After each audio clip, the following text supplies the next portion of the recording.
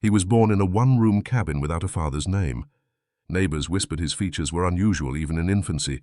Large eyes, pale skin, pencil-thin limbs. At first, pity guided the visitors who brought food to his mother, but soon pity blurred into worship. People bowed their heads, left tokens at the door, and called him the Marked One. How does a disorder become mistaken for a prophecy? And why did the boy's family never correct what others believed? Before we go further, I want to ask you, where are you watching from right now? And what time is it for you right now? Share your town name and the current hour in the comments below. And while you are here, make sure to like this video and subscribe to X Archives, so that these stories, sealed, misfiled, and almost forgotten, can be told again. Because what you are about to hear is not folklore, but a record buried in silence. The boy was born in a one-room cabin on the edge of the ridge. His mother labored without a midwife, attended only by an older neighbor who later admitted she did not wish to be there. When the child arrived, silence fell. His cry was thin, the body frail, and the face not what they expected. No father's name had ever been spoken, and none was entered into the county record. The space left blank was explanation enough.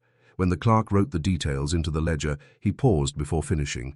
Weight, 6 pounds. Date, recorded without error. Father's name, absent. In the margin, he allowed himself one uncharacteristic remark: unsettling appearance. It was the only time in his career such a word appeared in an official document.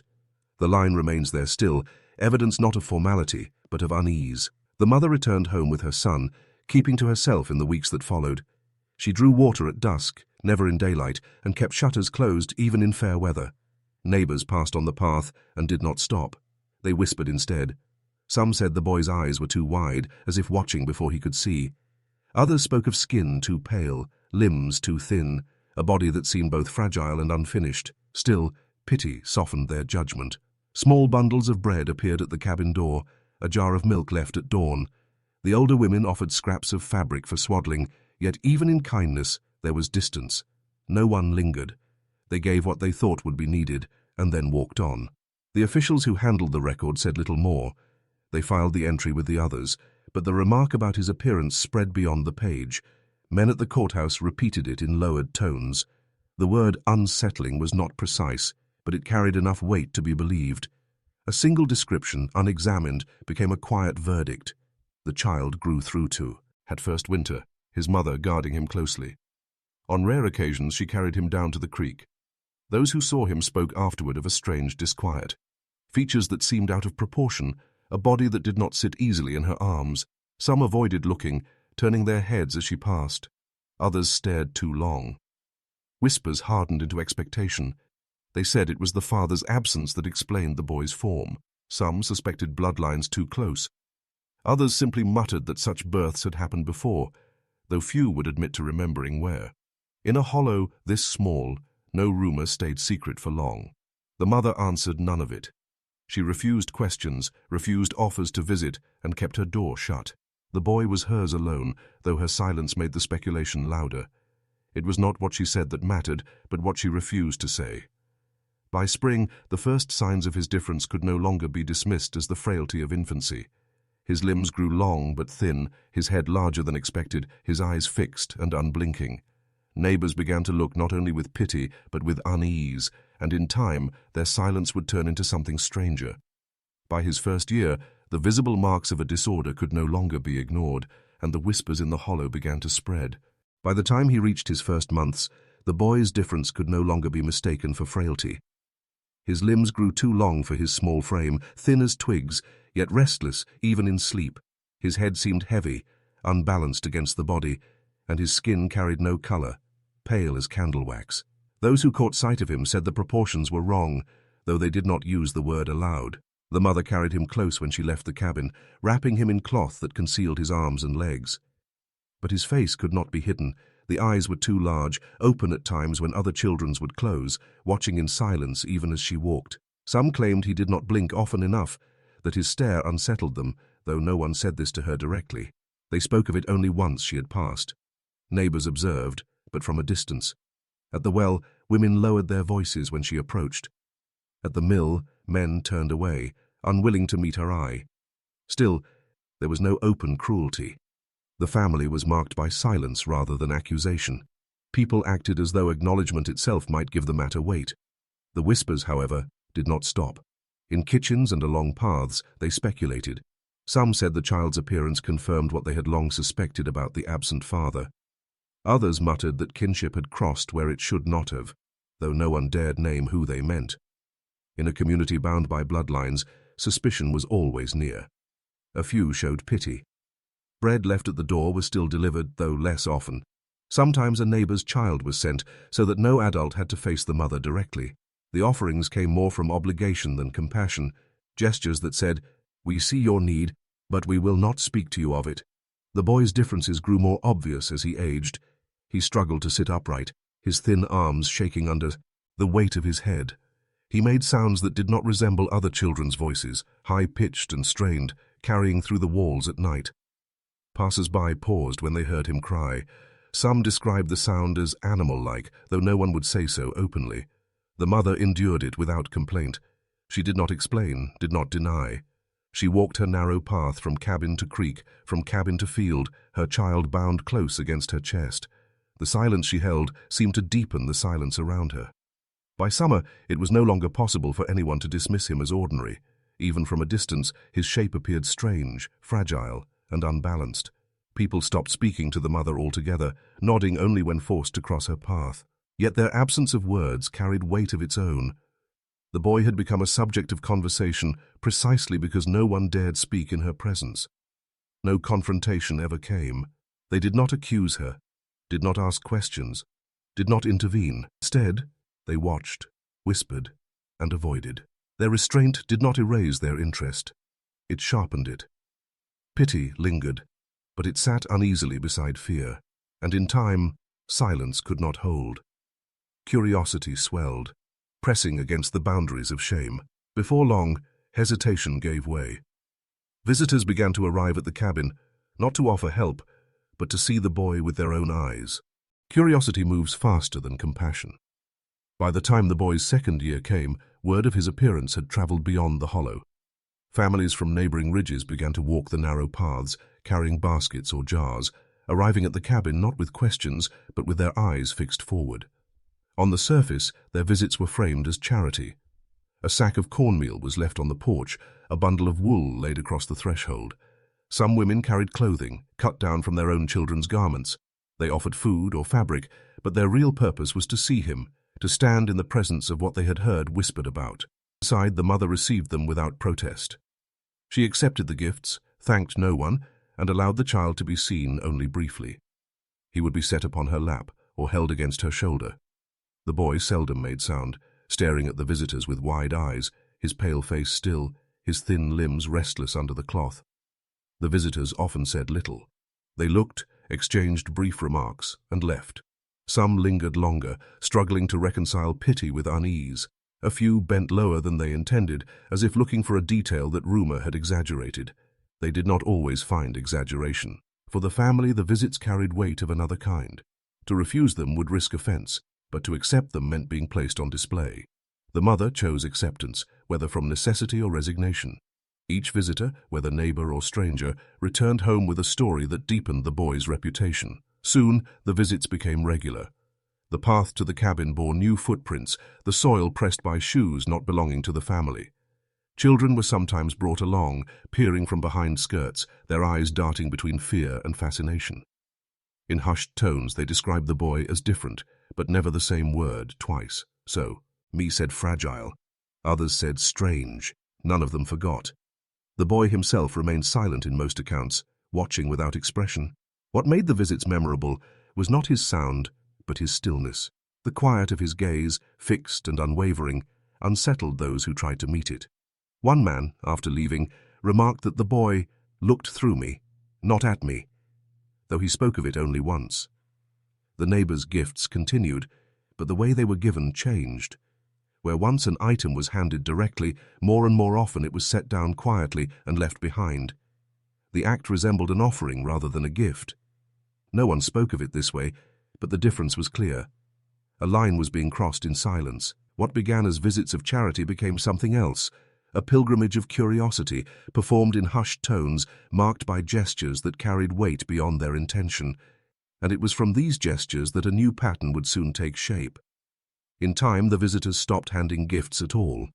They began leaving small tokens in secrecy, objects placed at the door and never claimed, as though charity had given way to ritual.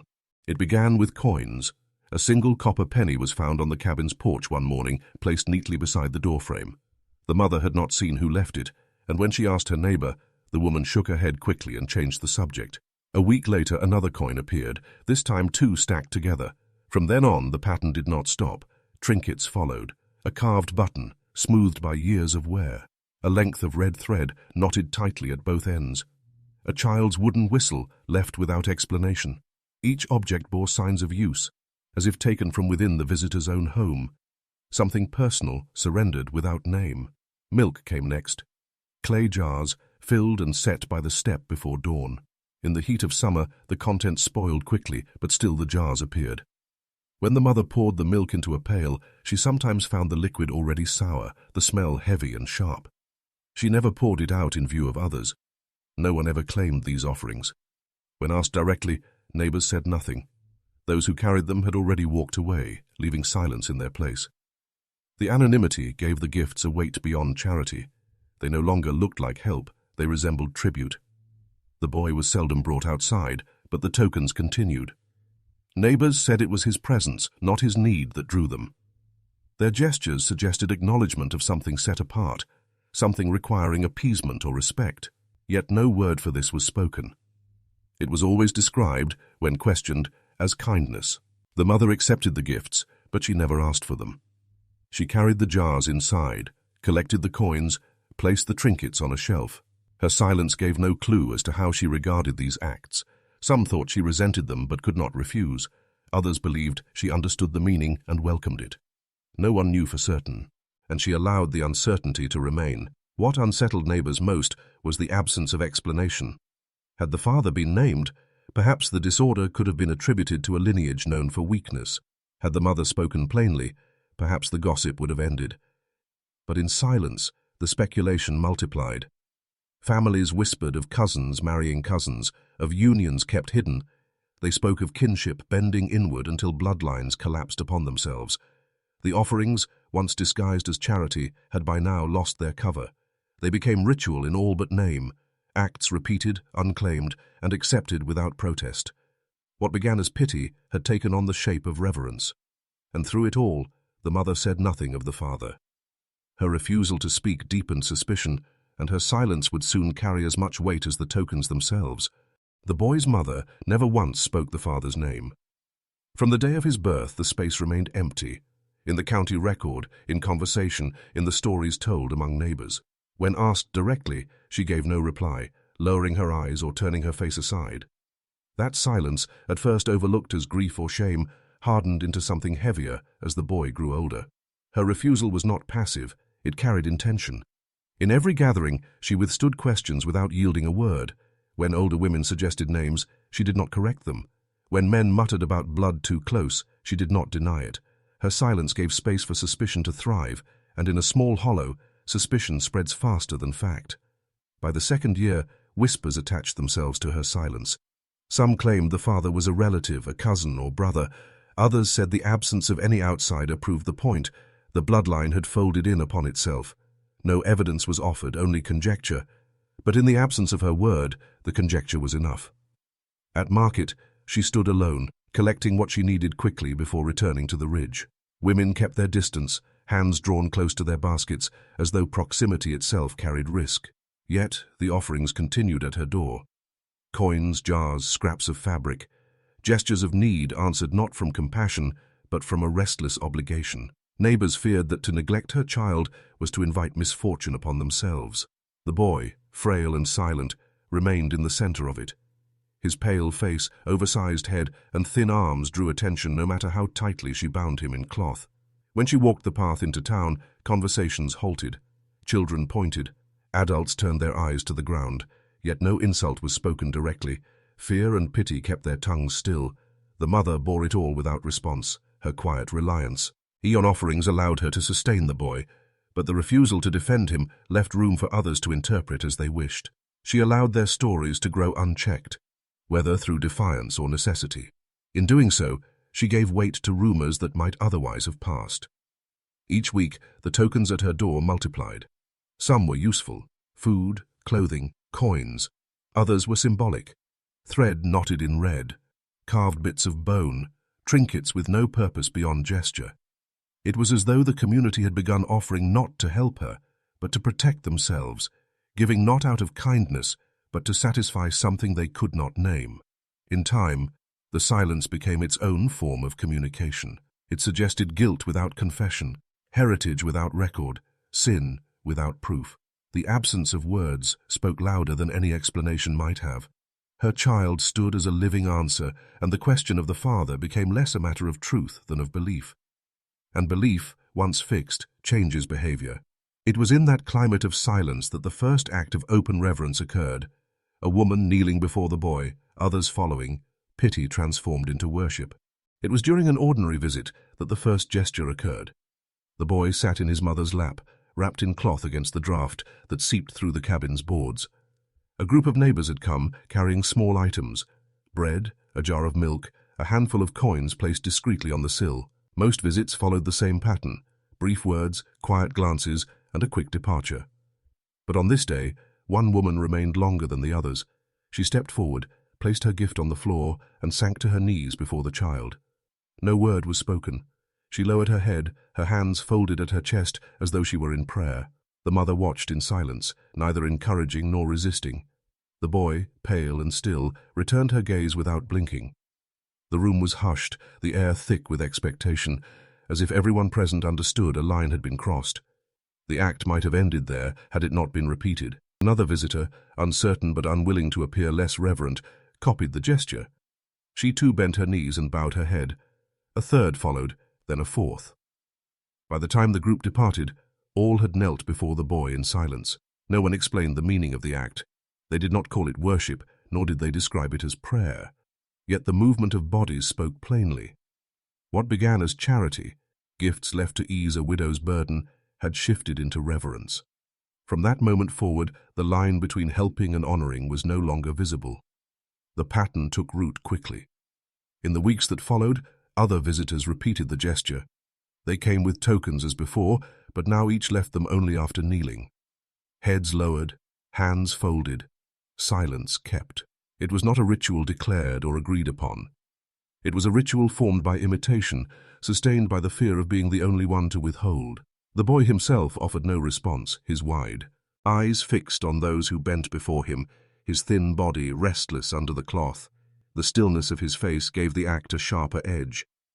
To kneel before him was to place meaning upon that silence, to imagine it as acknowledgement. The community, bound by silence of another kind, did not name it, but did not resist it either. In a hollow where every gesture was observed, the pattern spread. What one neighbor did, another repeated. Soon, it was no longer remarkable to hear that visitors had knelt before the child. It was only remarkable when someone did not. The act had become expected, though no one admitted to expecting it. The mother remained as before, quiet, unyielding, her silence giving permission without approval. Her refusal to speak against the reverence was taken as acceptance, and so the act continued unchecked. What had begun as pity now stood openly as worship. It was around this time that a traveling physician arrived. He was summoned to examine the boy's failing health. But what he documented was not only a disorder, but the unsettling devotion of those around him. The physician arrived by mule, summoned by a neighbor who claimed the boy was failing to thrive. He was not a man of the hollow, but one who traveled between remote communities, offering examinations for a small fee and the promise of professional authority. His notebook was well used, its pages filled with observations, weights, and the occasional sketch. The mother allowed him inside without protest. The boy was placed upon a wooden chair, his limbs restless, his wide eyes fixed on the stranger. The physician approached with practiced calm. He measured the head, noting its circumference larger than average for the child's age. He examined the arms and legs, long and thin, lacking proper muscle. The skin was pale, almost translucent, showing faint veins beneath the surface. The boy's joints bent at unusual angles, his gait unstable when he tried to stand. In his notes, The physician described a pattern he had encountered before in hidden valleys where families rarely married outside their kin. He used the term consanguinity, writing that the disorder was most likely hereditary, the result of repeated unions among relatives. He avoided words of condemnation, preferring the language of observation: craniofacial disproportion, reduced musculature, instability of joint. Yet the implication was clear. The boy himself remained quiet through the examination, staring upward with an expression the doctor struggled to describe. The silence unnerved him more than the physical symptoms. He was accustomed to cries or resistance. This child gave neither. He only watched, his thin hands clenching and unclenching in rhythm. When the physician closed his notebook, he realized the room had filled. Neighbors stood in the doorway and pressed against the walls, their faces expectant. They did not ask about the disorder, nor did they question his findings. Instead, their eyes rested on the boy. The physician observed their posture. Heads lowered, hands clasped. It resembled reverence more than concern. He recorded this in his notes as well. The devotion of locals is disproportionate, he wrote, more disturbing than the disease itself. He found no medical reason for their behavior, yet the pattern was undeniable. The boy was not treated as sick, but as marked. The mother spoke little during the visit. She listened, nodded, and gathered the boy back into her arms when the examination ended. She neither confirmed nor denied the suspicion of close bloodlines. Her silence, like always, carried weight. The physician departed unsettled, his notes precise, but his thoughts uneasy. He had documented a disorder born of isolation, yet what troubled him most was not the inheritance of blood, but the inheritance of belief. The community had chosen to see significance in what was plainly disease. They had made reverence out of deformity, silence into ritual. His report might have ended there, but the matter did not rest. For as the boy grew older, his mother sought to bring him into the common life of the Hollow. She attempted what few expected: enrollment at the schoolhouse. There, in the schoolyard, the divide became clear. Parents objected, children whispered, and the teacher himself refused. The boy would not be welcomed into their lessons. By the boy's 5th year, his mother made an attempt that surprised many in the Hollow. She led him down the narrow path to the schoolhouse, a single-room building where children of all ages gathered. Her intention was plain: to have him seated among them, learning letters and numbers as any other child.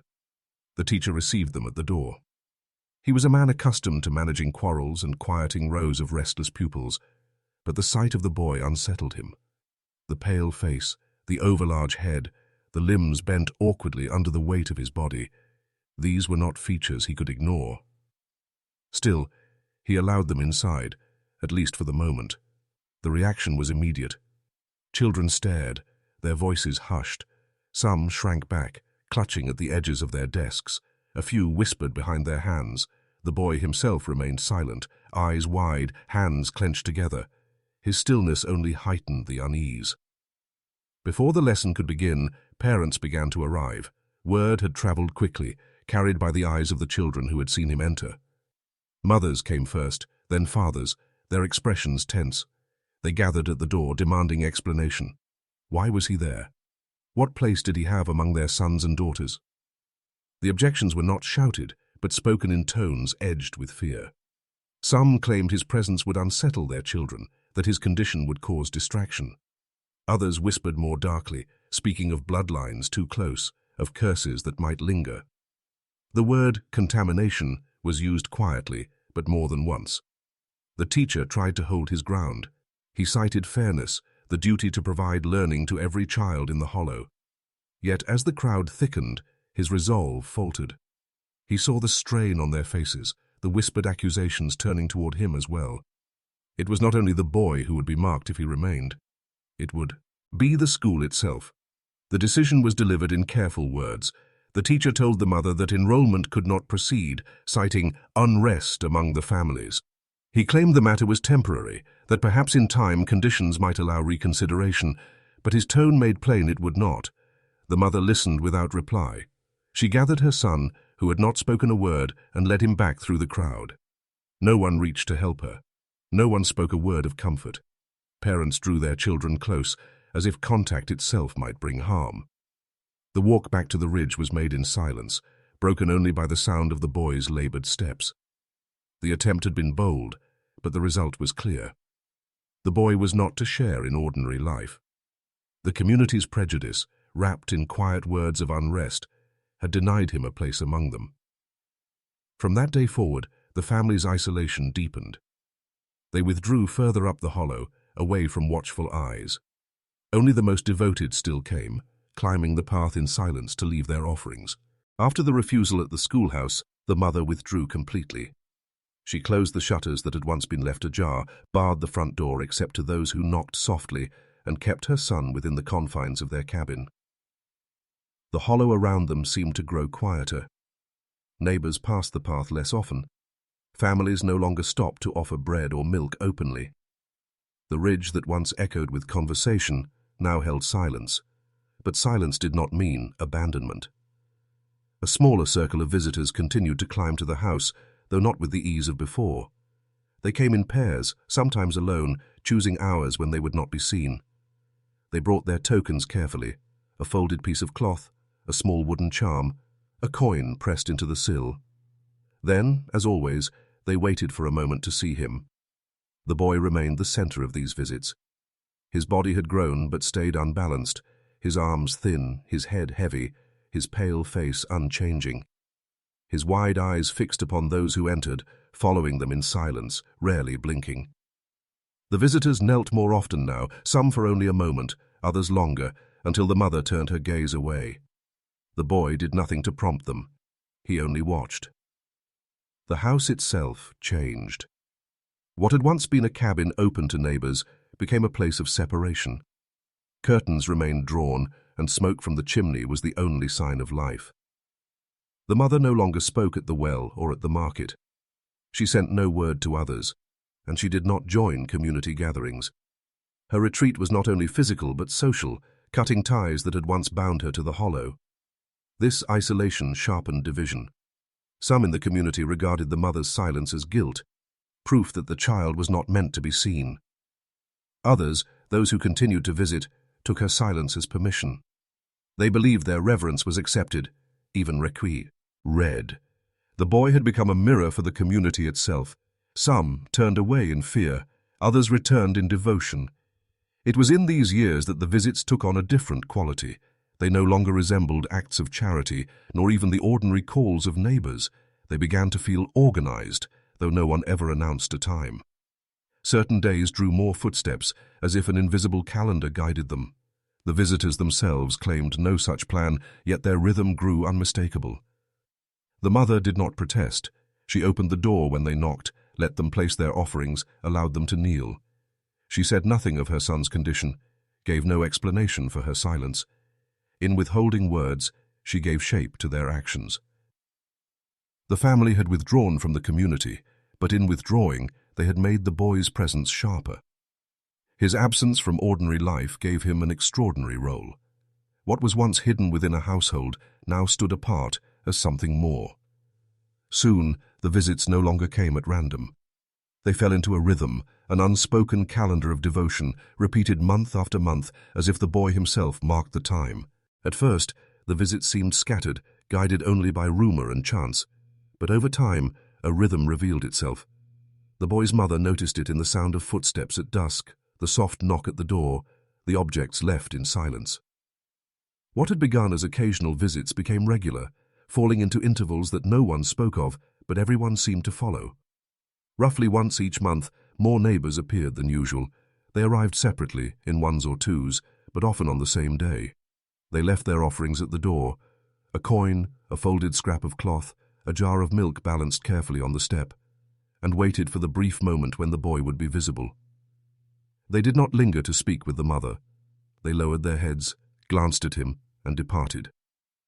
No one announced these gatherings. There were no notices, no invitations, no agreement written or spoken. Yet the pattern repeated itself with precision. As though guided by an unseen calendar, the people of the hollow found themselves returning at the same intervals, compelled to act without admitting it aloud. The mother did not interfere. She opened the door when they arrived, allowed the boy to sit in their view, and collected what they left. She neither encouraged nor discouraged. Her silence shaped the space, making it possible for the ritual to exist without name. The boy himself had grown taller, though his frame remained thin, his head heavy on his shoulders, his skin retaining its unnatural pallor. His eyes followed each visitor with the same fixed stare, his hands clenching and unclenching on his lap. He spoke no words, yet his stillness drew words from others once they had gone.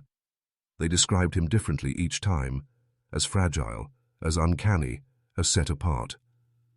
The differences in their language did not matter. The repetition of their visits did. By now the gatherings had ceased to resemble acts of kindness. They bore the marks of ritual, though without scripture or prayer. The offerings were no longer gifts for a struggling family. They were tokens placed before something regarded as marked.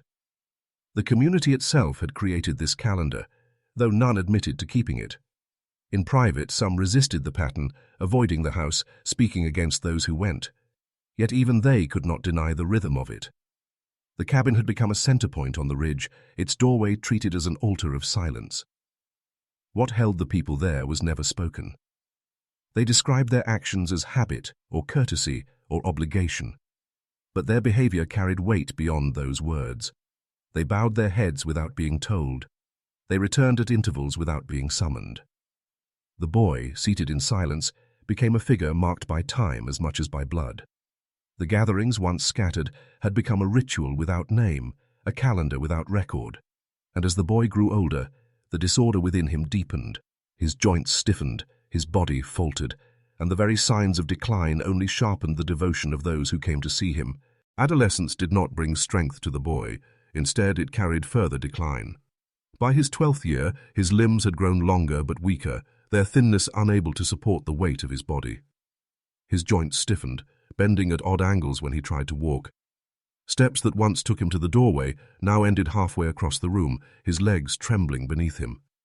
The head that seemed too large in infancy had grown heavier still, pulling his neck downward. His eyes, wide and unblinking, appeared more sunken now, ringed in darkness. The pale skin that once suggested fragility had taken on a waxen quality, stretched over bones too sharp to ignore. Those who saw him remarked that his face had not grown with him, but against him, as though the features had hardened into an unnatural mask. The mother remained by his side, guiding him across the floor, lifting him when he faltered. She spoke little, allowing his silence to fill the space. Visitors came more often during these years, not fewer. What might have repelled them instead drew them closer. The frailty of his form seemed to strengthen their devotion. Crowds that once numbered in 2s or 3s now filled the small cabin. Some knelt, as had become expected, while others stood pressed against the wall, heads lowered, eyes fixed on the floor. They left their offerings at his feet, coins stacked in careful towers, cloth folded neatly, jars placed with reverence. Few dared to look directly at him, but all kept him in their vision. The boy endured their presence without reaction. He no longer attempted to rise when they entered. His limbs, stiff and failing, kept him seated most of the time. His hands, however, continued their strange rhythm, clenching and unclenching, as though grasping for something unseen. That small movement unsettled many, yet it became part of the ritual. People watched the motion in silence, regarding it as if it carried meaning. The physician's earlier report had warned of hereditary weakness, and his predictions were proving true. The boy's disorder deepened with age, leaving him less able each year. Yet the reverence of the hollow only grew stronger. His suffering became evidence of his difference. His decline was read not as disease, but as further confirmation that he was set apart. The mother accepted their devotion as she had from the beginning, quietly, without denial, without encouragement. She opened the door, permitted the offerings, allowed their silence to surround him. Her refusal to resist gave shape to their belief, even as her son's body gave evidence to the disorder that defined him. By his 15th year, it was clear he would not grow stronger. His chest rose with effort, his voice rarely escaped in sound, his body wasting under the weight of itself. Neighbors began to whisper again, not of lineage this time, but of endings. The visits grew heavier with anticipation. They no longer asked what he was, but how much longer he would remain. The boy's decline had become a signal, and soon the signal would summon them all. Word spread that his time was near. And so, for the first and last time, the entire hollow gathered in a single procession, climbing the ridge in silence to stand outside his door. The news spread without a messenger. No notice was posted, no words were spoken aloud, yet the hollow knew the boy was dying. Mothers preparing meals paused to listen for a sound carried on the air. Fathers, returning from fields, looked toward the ridge. By evening, families began to leave their homes, not in haste, but in slow, deliberate steps. They walked in silence. From paths carved by years of travel, from narrow bends and shaded hollows, they emerged. Children were guided forward by their parents, their small hands clasped tight. No one carried tools or baskets. Nothing was brought but their presence. The procession wound its way to the cabin. It was not led, but it moved as if under direction. Feet pressed the soil into a single path, and the sound of movement was muffled, the quiet broken only by the rhythm of breathing and the shifting of clothing. When they reached the house, they did not knock. Families stood outside in ordered lines, arranging themselves along the slope, filling the space with their presence. No one attempted to enter. They did not ask to see him. They simply faced the cabin, heads bowed, the posture of an entire community fixed upon a single room. Inside, the boy lay on his bed, his body bent under the weight of his disorder. His chest rose in shallow rhythms, his eyes half closed, his limbs unmoving. The mother sat beside him, listening to the hushed weight of the gathering outside. She did not step to the door. She did not speak. She allowed the silence of the crowd to meet the silence within. Those who stood outside later described the atmosphere as thick, almost physical. No prayers were spoken, yet the posture resembled worship. Children were hushed when they asked questions. No one lifted their eyes from the ground for long. The air was heavy with expectancy, as though everyone knew they were part of something that could not be new. Ahmed. Time stretched without measure. The crowd remained even as night fell, their outlines lit faintly by the moon. Some families left only to return by morning. Others remained in place, refusing to abandon their vigil. They stood not as individuals, but as one body, holding to a ritual without words, a rite performed by presence alone. The boy lingered longer than some expected. His breathing rattled softly, his eyes opening for moments to gaze at the ceiling. The mother kept watch, holding his thin hand in hers. Outside, the crowd shifted but did not leave. They seemed bound to him, as if waiting to witness the inevitable without intruding upon it. When the end came, it was quiet. No cry, no alarm, only the stillness of a chest that no longer rose. The mother closed his eyes and folded his hands across his chest. She sat without movement, listening to the silence pressing against the walls of the cabin. Outside, the crowd began to disperse, not in haste, but in the same measured steps by which they had come. No one spoke as they departed. No words were exchanged on the path home. The gathering ended as it had begun, in silence, communal and unrecorded. And when the time came to mark his passing, the records fell silent too. His death was never written, his burial never listed. A blank line in the county ledger where a name should have been. The boy's death was not marked in the manner of others. In most cases, the passing of a child in the hollow would be noted within days. The county clerk would receive the details from a neighbor or minister: date, cause, burial ground. The name would be written into the ledger, followed by a line that closed the life in official terms. But when the time came for this boy, the entry never appeared. The clerk turned his page from one date to the next, leaving only a blank space where his name should have been. The gap remained, a silent omission, as if the absence itself was sufficient to record the matter. This omission was no accident. The clerk's hand was steady, his lines of ink unbroken elsewhere.